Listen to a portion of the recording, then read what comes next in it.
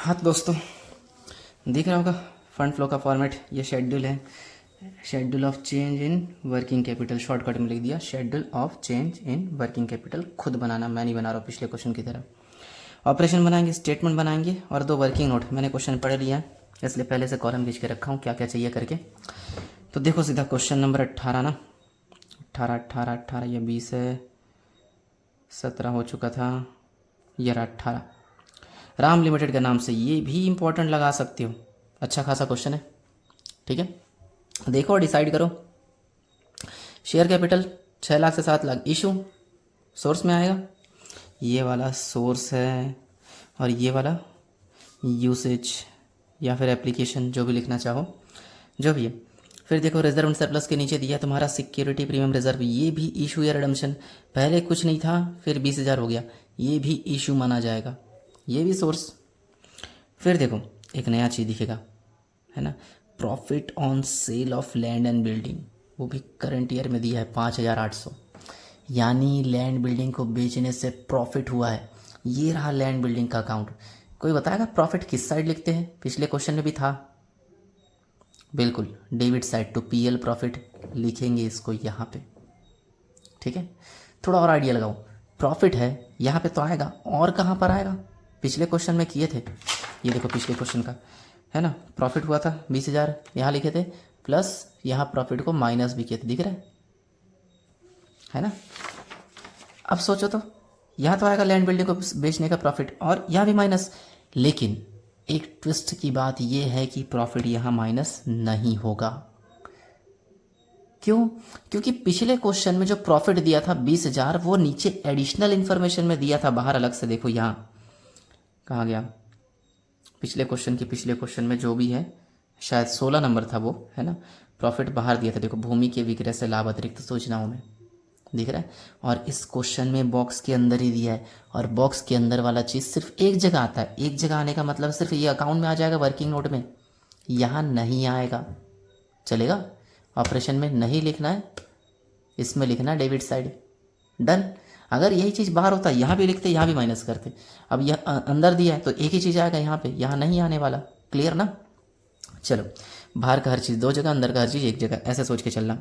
जो भी है स्टेटमेंट ऑफ पीएल, इससे चालू करेंगे। 64 से 120 कितना हुआ? 1,20,000 माइनस 64,000, 56,000। मैं अभी से लिख लेता हूँ, चलो।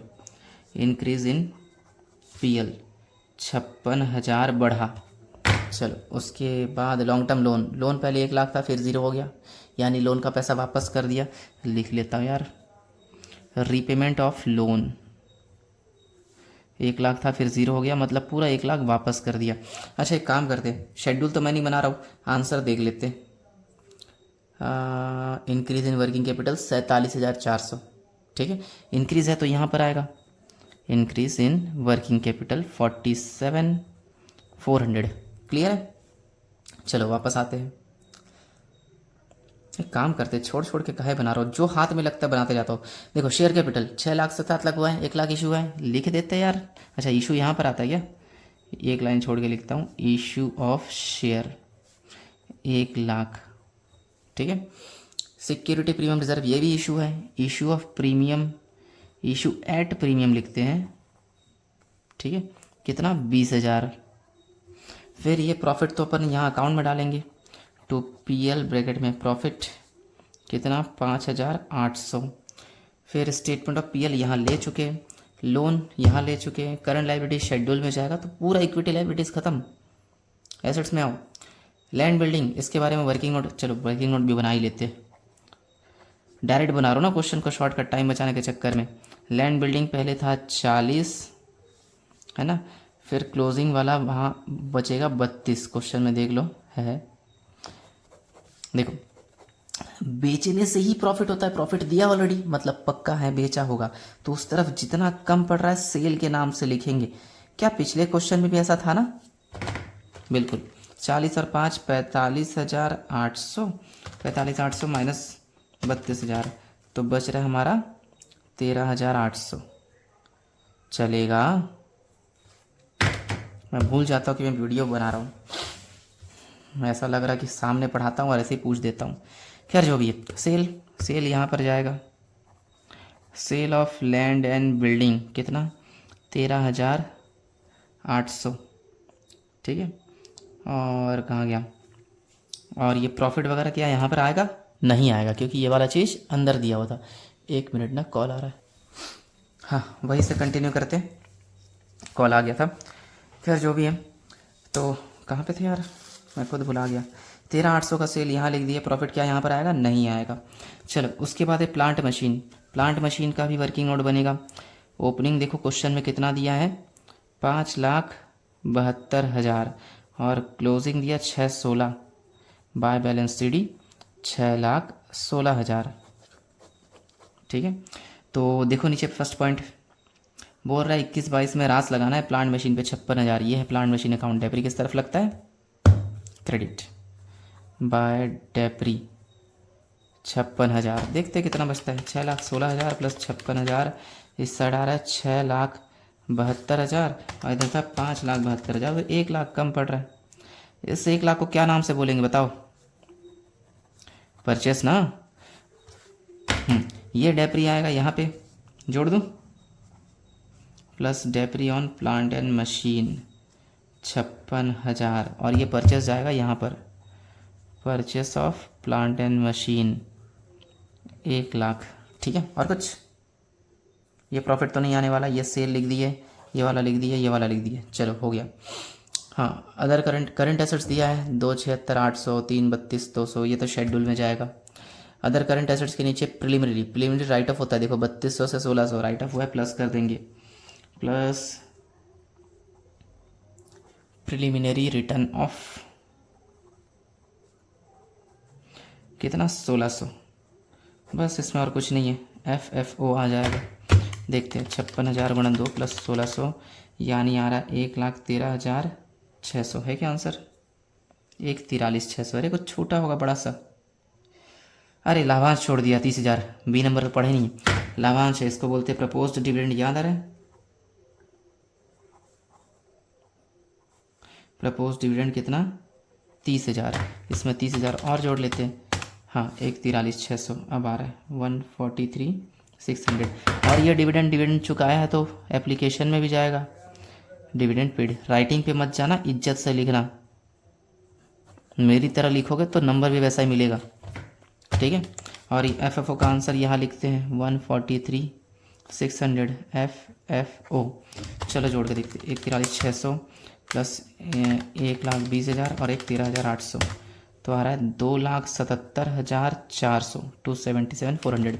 उस साइड भी देखते हैं, 147,400 प्लस 1,30,000, हाँ आ रहा है 277,400। नोट कर सकते हो, छोटा सा सॉल्यूशन है, शेड्यूल खुद बनाओगे।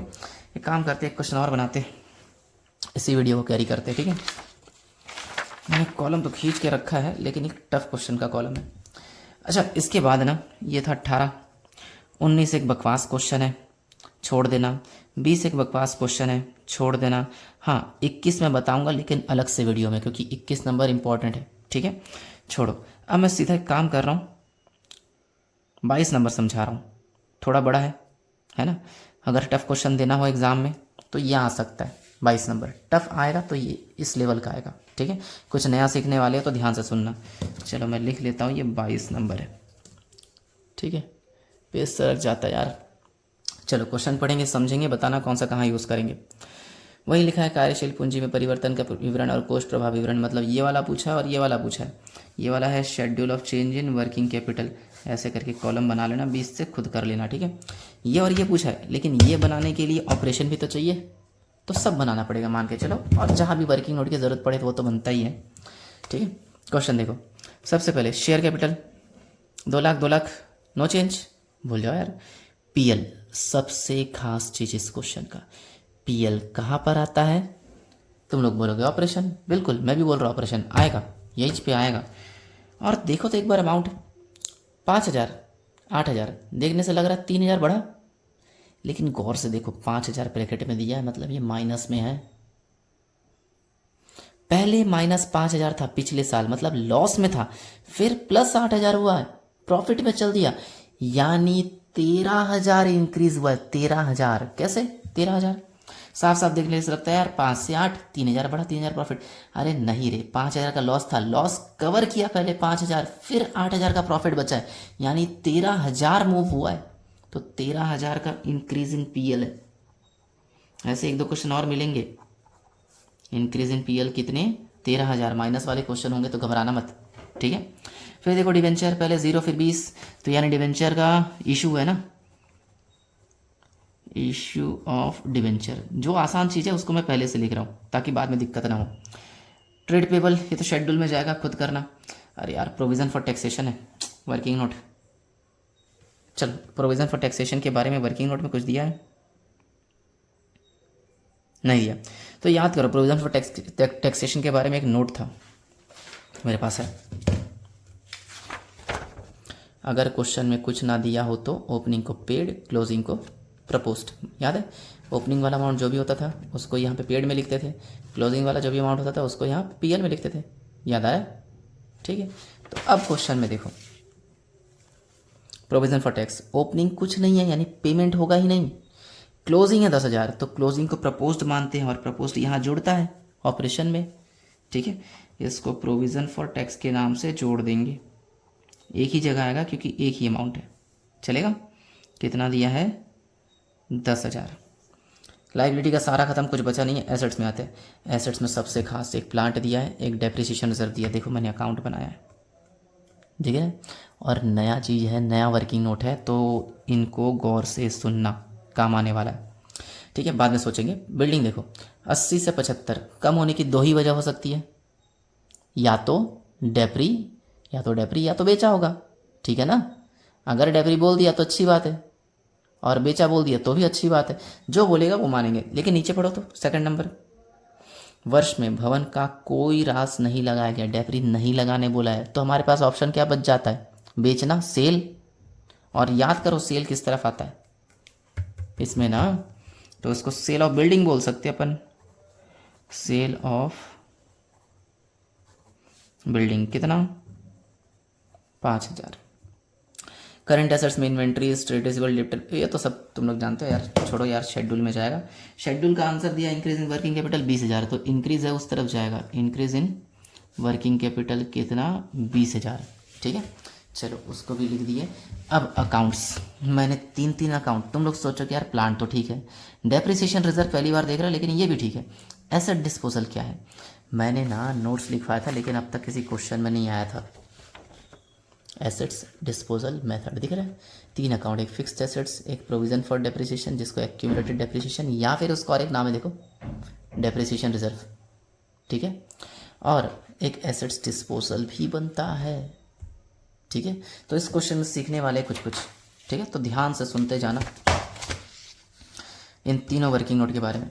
प्लांट अपना एसेट्स माना जाता है, ओपनिंग डेबिट, क्लोजिंग क्रेडिट, पता है ना, ठीक है। डेप्रिसिएशन रिजर्व अपना लाइबिलिटी माना जाता है, ओपनिंग क्रेडिट में, क्लोजिंग डेबिट में, चलेगा। देखते जाओ, प्लांट का कितना है? ओपनिंग 70, क्लोजिंग 1,00,000, तो उसको इस तरफ लिखेंगे, टू बैलेंस बीडी कितना है? 70, क्लोजिंग को यहाँ क्रेडिट में, बाय बैलेंस सीडी 1,00,000, ठीक है, टोटल करके बंद। डेप्रिसिएशन रिजर्व का ओपनिंग उस तरफ, बाय बैलेंस बीडी, ओपनिंग है तुम्हारा माइनस में दिया है, उससे घबराओ मत क्योंकि दोनों अमाउंट माइनस में दिया है, ऐसा नहीं है कि एक माइनस में एक प्लस में। ओपनिंग उस तरफ, क्लोजिंग इस तरफ, क्लोजिंग दिया है 12,000, ठीक है। अब कुछ कॉन्सेप्ट फॉर्मेट से भी समझा सकता हूँ, ये रहा फॉर्मेट, ठीक है, लेकिन छोड़ो जाने दो, सीधा यहाँ समझो। देखो यहाँ बोल रहा है, फर्स्ट पॉइंट पढ़ो, पूरा क्लियर हो जाएगा। 15,000 की लागत का संयंत्र 6,000 में बेचा गया, जिस पर संचित राशि 5,000 था। 15,000 का एक प्लांट था हमारे पास, ठीक है, उस पे डेप्री कितना लग चुका था? 5,000। इसको सोच के देखो, 15,000 का मशीन पहले खरीदे होंगे कभी, 5,000 डेप्री लग चुका, यानी आज के दिन उसका वैल्यू 10,000 बचा होगा। इस 10 के मशीन को कितने में बेच रहा है? 6। 10 का चीज़ 6 में बेचेंगे, लाभ की हानि, लॉस हुआ है ना, 4 का, जाहिर सी बात है लॉस है, लॉस दिखाना पड़ेगा। अब ये सब चीज़ का एंट्री कैसे करते हैं? हमारे पास 3 अकाउंट है, सिंपल सा तरीका बता रहा हूँ। जो लागत दिया है कॉस्टिंग 15,000 का लागत, कॉस्टिंग लिखा ना, कॉस्टिंग 15,000, उसको प्लांट अकाउंट के क्रेडिट से उठाकर एसेट डिस्पोजल के डेबिट में ले आना। मतलब प्लांट अकाउंट में क्रेडिट साइड 15,000, एसेट्स डिस्पोजल में डेबिट साइड 15,000। सवाल ये उठता है इसके सामने क्या नाम लिखें। ये चीज़ इस अकाउंट में आ रहा है तो प्लांट में एसेट डिस्पोजल का नाम डालेंगे, एसेट डिस्पोजल में प्लांट का नाम डालेंगे, चलेगा। ऐसे याद रखना, बाय एसेट्स डिस्पोजल जो भी है, ठीक है। उसी तरह इस प्लांट पे आज तक जितना डेप्री लग चुका है, देखो संचित राशि 5,000, depreciation on the same was 5,000 लिखा है, उसको डेप्रिसिएशन रिजर्व के क्रेडिट से उठाकर और डेप्रिसिएशन रिजर्व के डेबिट से उठाकर एसेट डिस्पोजल के क्रेडिट में। कॉस्टिंग को क्या किया, प्लांट के डेबिट से उठाकर एसेट डिस्पोजल के प्लांट के क्रेडिट से उठाकर एसेट डिस्पोजल के डेबिट में, और इसमें उल्टा करेंगे ऐसा, यहाँ और यहाँ, चलेगा। यहाँ डालेंगे 5,000, यहाँ डालेंगे। इनका ना वैसे जर्नल होता है, जर्नल से करने से ज़्यादा समझ आता है, लेकिन एक आध ही क्वेश्चन है तो उतना ज़्यादा दिमाग में मत लो, टफ देना होगा तो ऐसा देगा। ऐसे क्वेश्चन सप्ली में आने लायक है, ठीक है। जो भी है डेप्री रिजर्व 5 यहाँ 5 यहाँ, चलेगा। अब बेचेंगे, और बेचने का काम इसमें करना। बेचा कितने में बताओ, बाय कैश ब्रैकेट में सेल, बेचा है हमारा 6,000 में। इस साइड कम पड़ेगा तो प्रॉफिट, इस साइड कम पड़ेगा तो लॉस। देखो तो क्रेडिट में कम है ना यहाँ पे, तो उसको क्या बोलेंगे, लॉस। पीएल ब्रैकेट में लॉस, 4,000 कम है तभी तो 15,000 का टोटल बराबर आएगा। क्लियर। इसके बाद इस अकाउंट का जो डिफरेंस होगा उसको बोलेंगे डेप्री। टोटल यहाँ 17 में से 10 गया तो कितना, 7, टोटल 17 लिख दिए। इस अकाउंट का डिफरेंस जो होगा उसको बोलेंगे परचेस टू कैश ब्रैकेट में परचेस। यहाँ होगा 1,15,000 है ना, 115 माइनस 70 45 आ रहा है, तो 45,000 का अपना परचेस। ये परचेस काम आएगा, यहाँ से ये डेप्री काम आएगा, यहाँ से एक सेल आएगा और एक लॉस आएगा। 4 चीज़ बस काम आने वाला है, उसके लिए 3 वर्किंग नोट बना डाले अपन, ठीक है। चलो इन चारों को जहाँ जहाँ लिखना लिख लेते। पहले ये परचेस जाता है यहाँ पे एप्लीकेशन में, परचेस ऑफ प्लांट कितना, 45,000। डेप्री सब जानते हैं, डेप्री यहाँ जोड़ता है, डेप्री ऑन प्लांट कितना, 7,000। और सेल किया है, सेल आने से पैसा आता है, सेल ऑफ प्लांट भी है कितना, 6,000। और एक लॉस हुआ है, लॉस यहाँ जुड़ता है, loss on sale of plant जो भी है 4,000, चलेगा। प्लांट का किस्सा ही ख़त्म। लो, और बिल्डिंग का भी सोच चुके पहले, 80 से 75 सेल वेल लिख दिया था, छोड़ो ये हो गया, बाहर का हो गया, बिल्डिंग पे कोई डेप्री वेप्री नहीं लगाना, ख़त्म यार। और कुछ नहीं दिख रहा मुझे, करते चलो। 13,000 प्लस 10,000 प्लस 7 और एक 4, टोटल आ रहा है 34। आंसर में देखो तो 34 है कि नहीं, बिल्कुल। एफ का आंसर अपना 34, चलेगा। एफ को यहाँ लिखते हैं 34,000, ठीक है। ये FFO है। अब टोटल लगाएंगे, क्लोज करेंगे, 45 और ये 20 65। यहाँ भी देखते हैं 34 20 5 और 6 11,000 65, ख़त्म क्वेश्चन। शेड्यूल खुद बना लेना, मैं नहीं बनाता, ठीक है। नोट कर लो, कोई डाउट हो तो पूछो। वैसे ऐसे वर्किंग नोट वाले क्वेश्चन चांसेस बहुत ही कम है आने के। सिंपल वाला आएगा, बेचने खरीदने वाला, एक ही अकाउंट के अंदर सब कुछ करते ना वो वाला। तो अवेयर रहना, कोई डाउट होगा तो मुझसे पूछ लेना, ठीक है। मिलते हैं नेक्स्ट क्लास में।